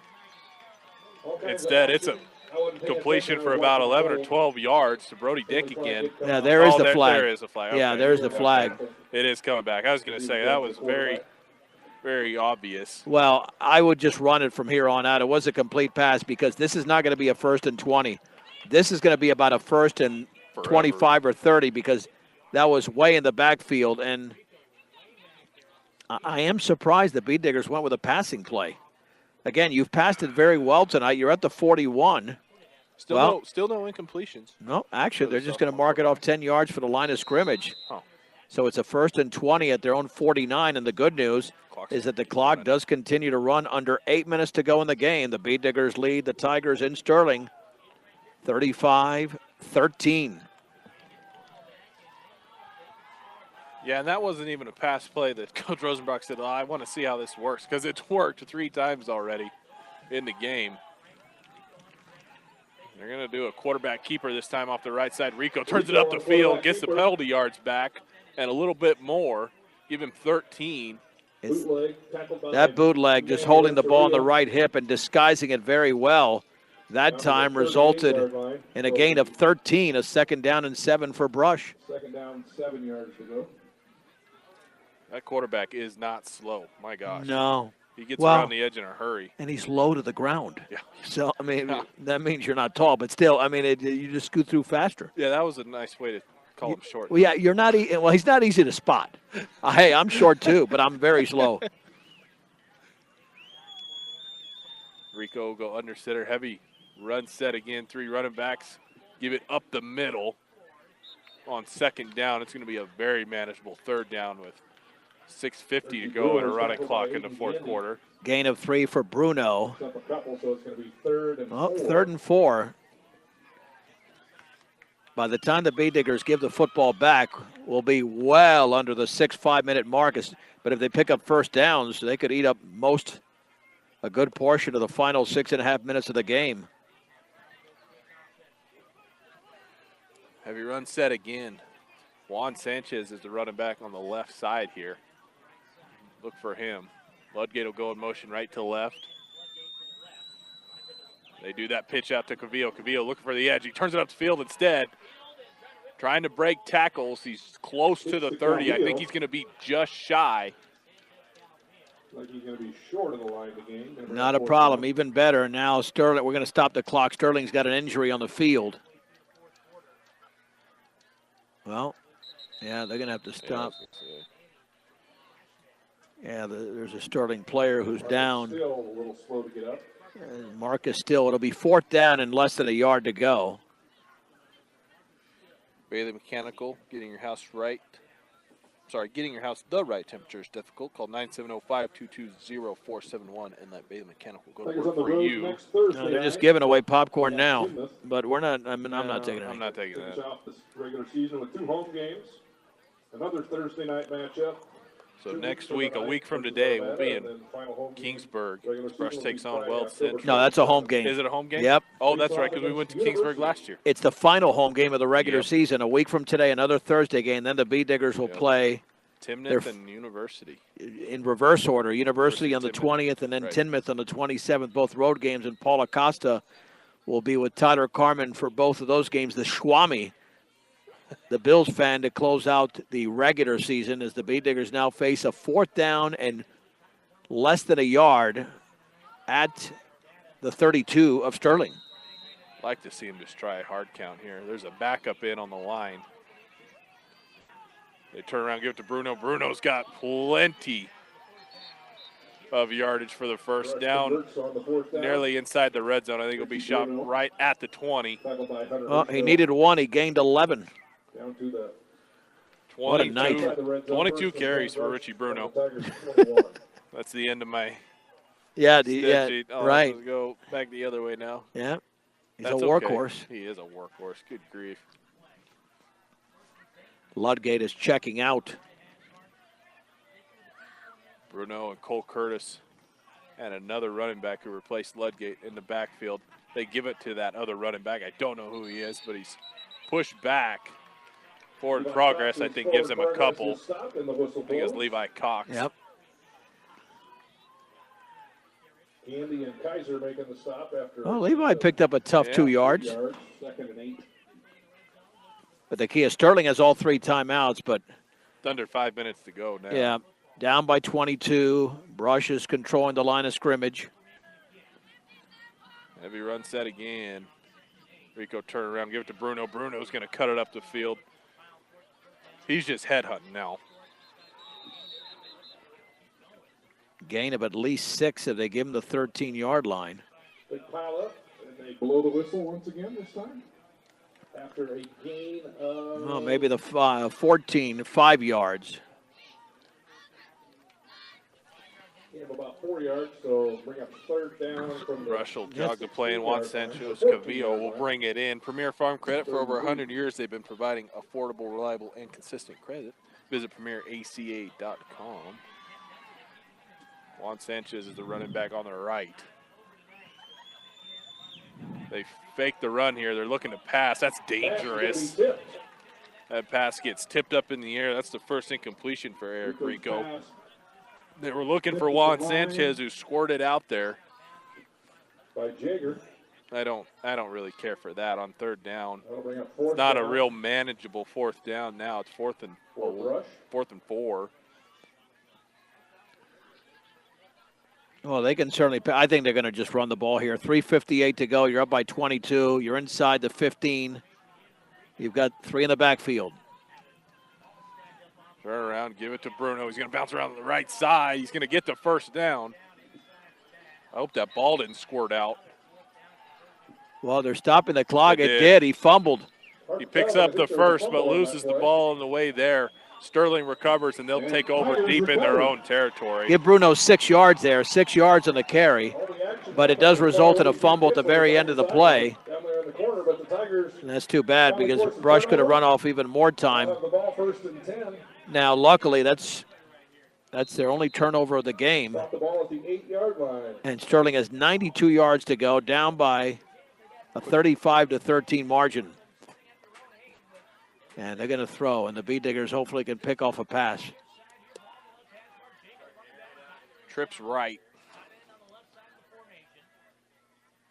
Shotgun set, Jagers to the right of Diamond.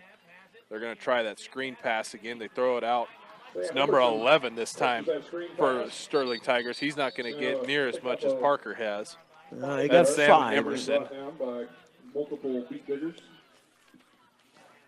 Yeah, they're quickly up to the line of scrimmage. They want to get back into the end zone and do an onside kick, but they've got a long way to. They're only at the 13-yard line, a 2nd and 5.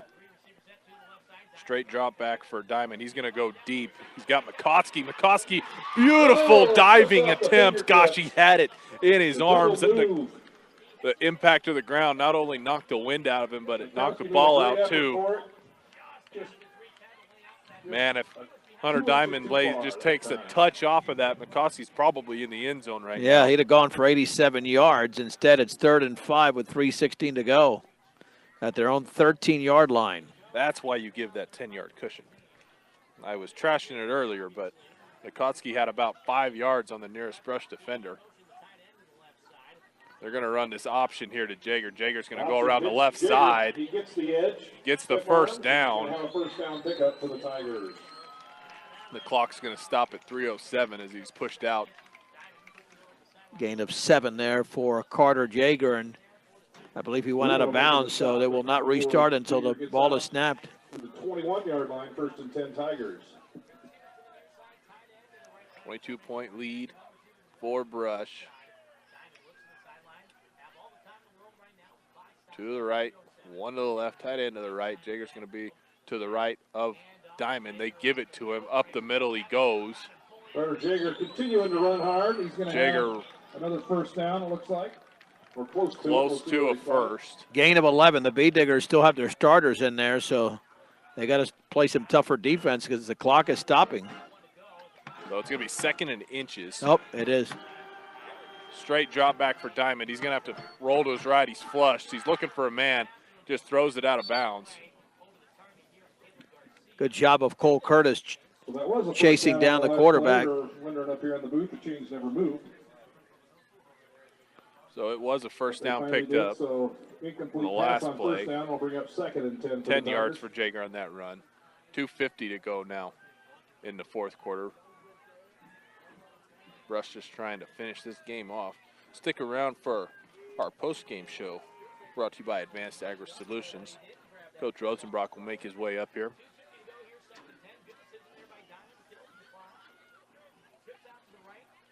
Trips right.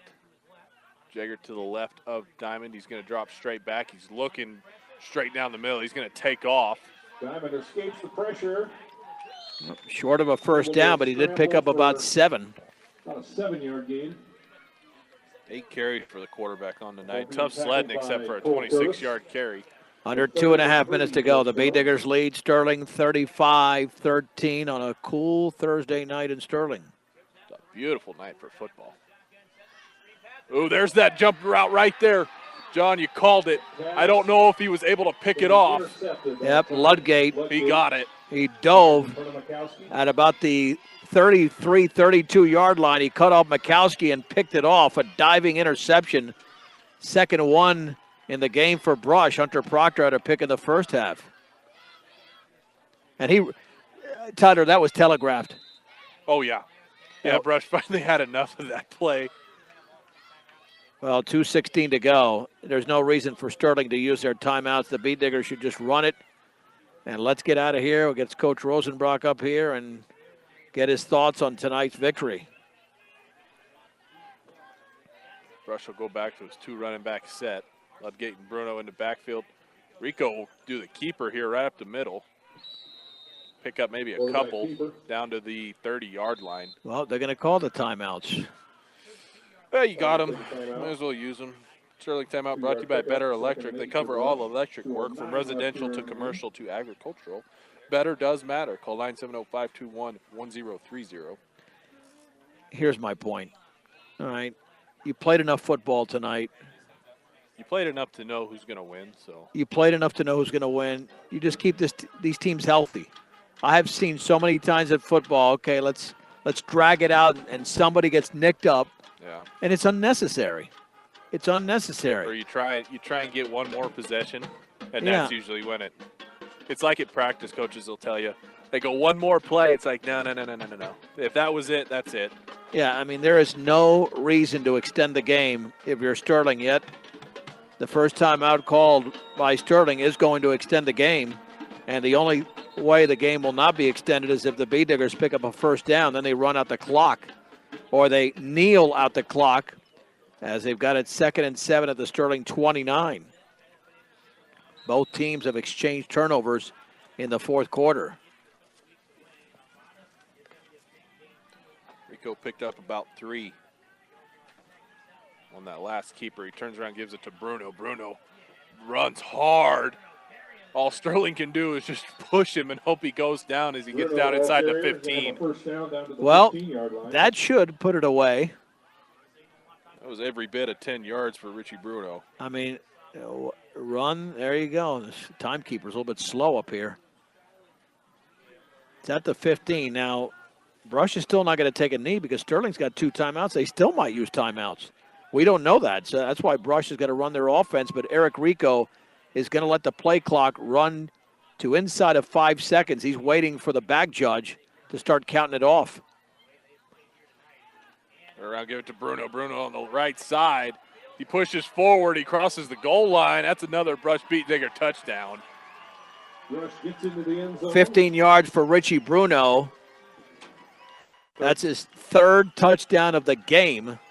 Bruno still on the ball. And the Bee Diggers lead 41-13 with a minute and a half to go. So Bruno scored. Sanchez Calvillo. Eric Rico on the had the first touchdown, and Haswell had the defensive touchdown. That's a balanced game right there. Oh yeah. Brush touchdown brought to you by Van Wyck Insurance. They have insurance from over 60 lines to help you find the right one to fit your budget. Stop in and see Van Wyck at 508 West Main in Sterling. Well, So are they going to go for 2? Oh, that's crazy. Oh, it'll put them up. No. Oh, did they only not put them up 30, so. I don't think he got into the end zone. Oh. Oh, no. He did get into the end zone, but okay. They just kneeled it down on the extra point. That's fine. Okay. All right, whatever. Why? I don't know. We know Eric Rico can put Unless he's hurt. But if he's going to kick it off. I hope not. No, okay. All right, so they just. All right. Score remains 41-13. I have no That'll idea. be another question. I mean, he scored a touchdown, but then I saw a first down marker over there. Yeah. And then they're lined up at the 2. Yeah. But it still said 41 on the scoreboard. So. Right. Yeah, that's confusing. I mean, kicking the extra point is not running up a score. It's only 1 point. Yeah. But let's see. If Rico's going to kick it off, then I'm more confused as to why he didn't just kick the extra point. Well, he's got the ball. He's trotting out here, so I'd say yeah. Okay. All right. Whatever. I don't know. See something new every day. I have no idea.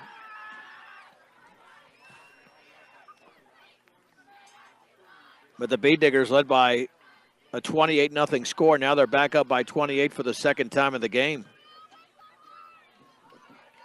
Rico on to kick off. Bruno, absolutely just a workhorse, coming up on 30 carries for the game. Little pooch kick down to the 20. Sterling picks it up, goes right up the middle, gets popped. Good collision that time on the return. So Sterling will have a minute 25. See, that's what that timeout did. That one Sterling timeout. If you don't call it, Brush just runs it out. On the return. And we're in our post-game show by now. Looked like Fabian Valles made a big hit for Brush on special teams. Minute 25 to go. Let's see what Sterling decides to do. That's the only issue here. Now you really prolong the game if they decide to throw. Mm-hmm. Two receivers right, one left, new running back. As there's a new quarterback in the game as well. Memphis Dempsey in a quarterback. I believe that is number 2.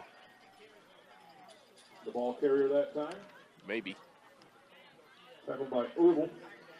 That is number 2, Memphis Dempsey.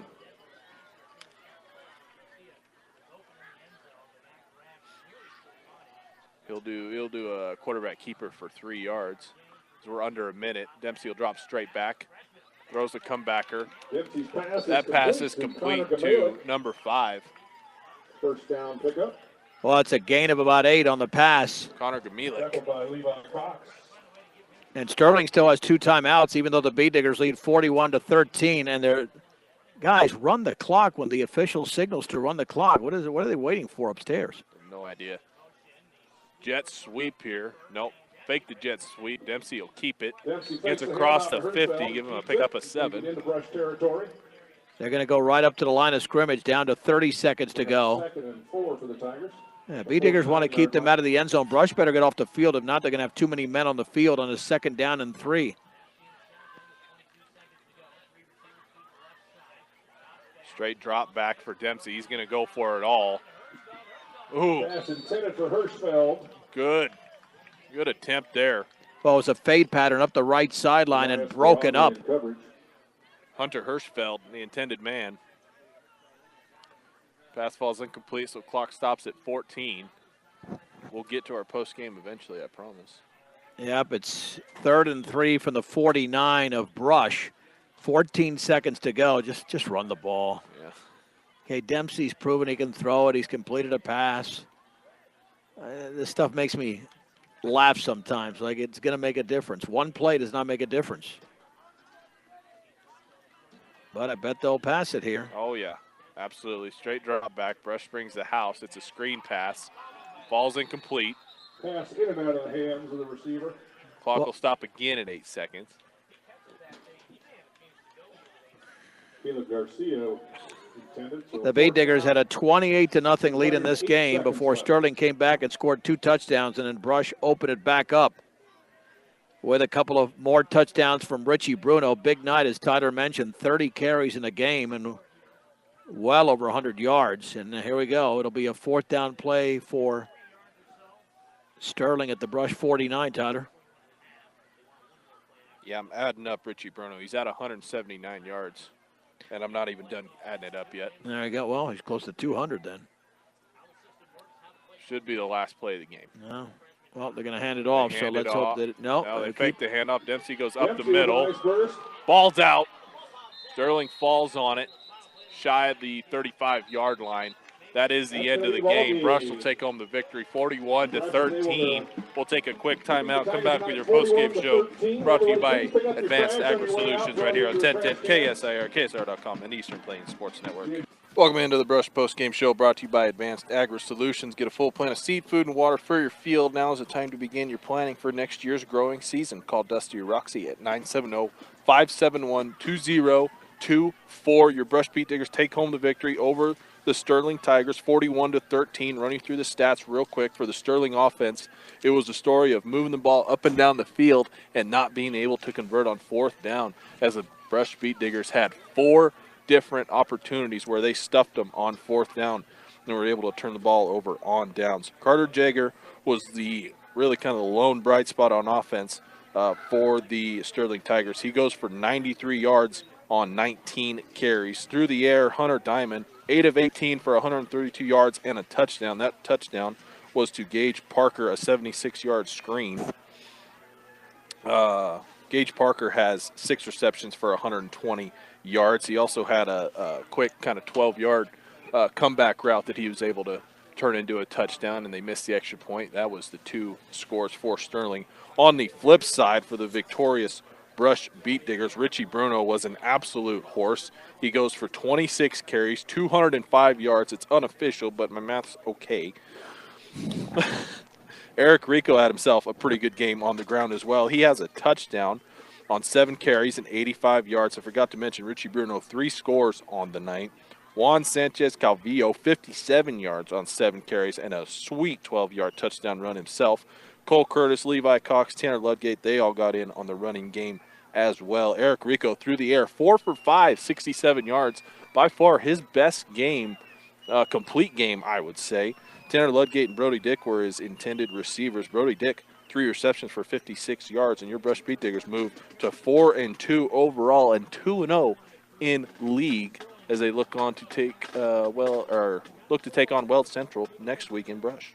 I'd love to know what happened on that play that Axton Haswell scored too. I think we're still wondering about that because it was a 14-0 game at the time, and he kind of grasped the football and then was by himself running to the other side, and those are normally plays that look like they're stopped. We'll see if Coach Rosenbrock comes up here and we get an explanation on that. That made it 21-0. That was kind of a game changer, and so is what you mentioned, those 4th down stops. In fact, the first time the Beet Diggers were able to stop Sterling was a 13-play, 75-yard drive in nearly 6 minutes, and the Beet Diggers stopped Sterling on 4th down. That kind of demoralized Sterling at that point of the game, especially because they did not score until several drives, or a few drives later, I should say.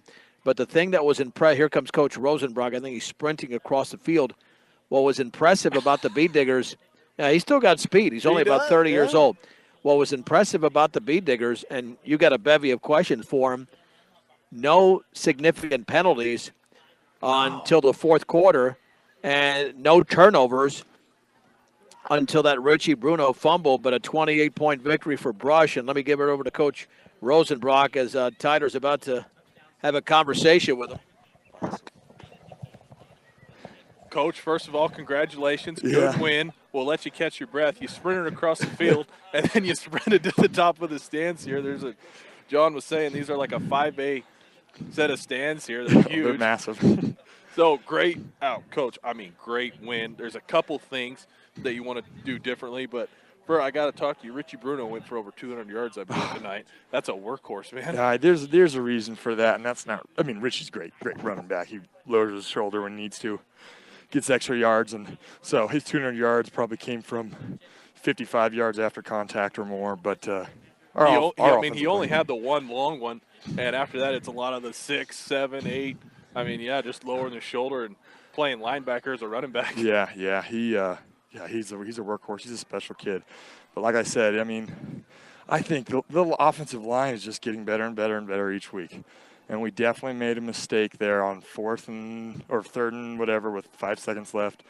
We did not block the only guy that would have been able to make that tackle, and we would have been going up into half, 35 to 7. So what happened there? Out of that, you burned your last timeout on 3rd down. Or on 2nd down, so you have 2 downs to get in with no timeouts. Did Eric Rico have 2 plays, or did he just have the one? We had the one play, and it was a check play.